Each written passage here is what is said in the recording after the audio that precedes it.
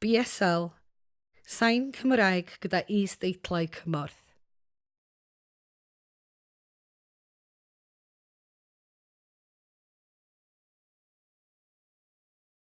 Canolfan Cregyn Gleision Conwy, Cei Conwy. Mae pobl wedi bod yn hel Cregyn Gleision o Foryd Conwy am filoedd o flynyddoedd. Roedd yr Rhufeiniaid yn enwedig yn hoff ohonynt oherwydd ansawdd y perlau oedd i'w cael yn rhai o'r cregyn. Ar ddechrau'r 4edd ganrif ar 15, roedd Cregyn Gleision Conwy yn dal i gynhyrchu niferoedd sylweddol o berlau. Roedd y cig blasus y tu fewn yn cael ei ddefnyddio i fwydo'r anifeiliaid yn bennaf. Roedd y mwyafrif o'r perlau yn cael ei hanfon at emyddion yn Llundain.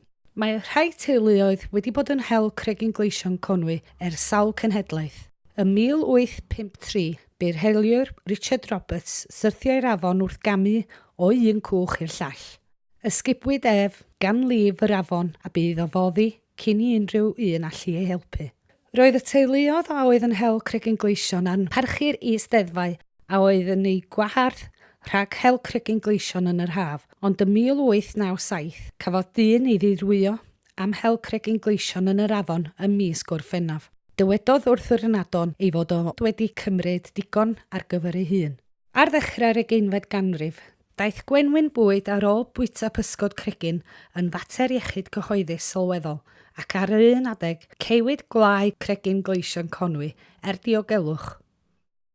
Sefydlodd y Llywodraeth ganol ymchwil yn Castlebank, Conwy, lle y datblygwyd dull o buro Cregyn Gleision. Mabwysiadwyd dull yn fachnasol i alluogi'r cyhoedd i fyta'r Cregyn Gleision a hyder. Caiff Cregyn Gleision ei puro yng nghanolfan Cregyn Gleision Conwy drwy ei gosod mewn dŵr glân am ddeuddydd. Mae'r adeilad yn ganolfan wybodaeth am Cregyn Gleision yn yr haf.